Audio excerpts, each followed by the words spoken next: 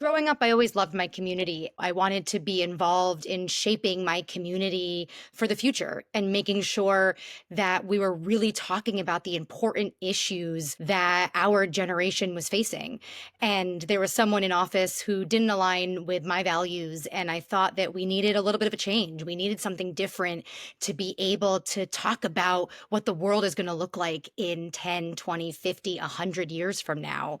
And I wanted to do more and felt like there was more to do and decided to throw my hat in the ring and run for office. Hi, I'm Michelle Hinchey, the state senator for the 41st District in New York, which is the Hudson Valley. So I represent 4 counties, 56 towns in a beautiful part of the world. Growing up, I always knew that my community was incredibly important and there was a lot more for us to do. But there was a moment when I was in college, there was a big environmental issue that was happening. It was called hydrofracking. And there was a big debate about whether this was good from an energy policy, from an environmental policy. What was really apparent is that it was actually a really dangerous practice. When you do the process of hydrofracking, you're actually starting small earthquakes across that region, and it was poisoning the water for the communities that lived around those areas to extract some of that natural gas.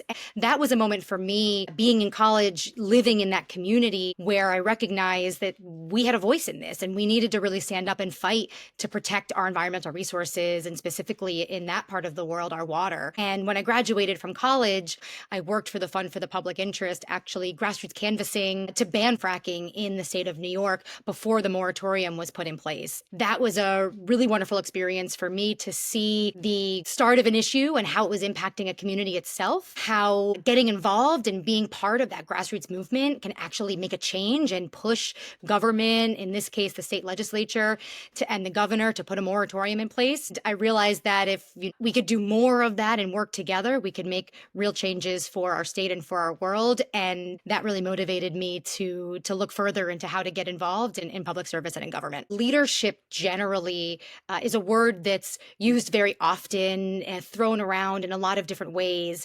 But one of the most important things about leadership is one, being able to communicate the issues that you're talking about in a way that people can understand and that they can understand how that impacts their life or the lives of people around them. And also sometimes taking hard positions, right? And being able to, not just say something or step into something because people want you to do it, but doing something that's a little bit against the grain and communicating that to help bring people with you. Being able to hone those communication skills, talk to people from all different cloths, all different parts of the universe is something that I think is really important. It's really hard to put yourself out there. It can be really difficult to call someone on the phone that you may not know or to look someone in the eye and try to tell them why what you're doing is important and why they should take time to listen to you and your opinion and your perspective. It can be hard to think that your lived experience is what is valuable enough and relevant enough for you to run for office. And let me be really clear that it is. Where you come from, what your experience is, the different life challenges that you've gone through, and the positive things that you've gone through help inform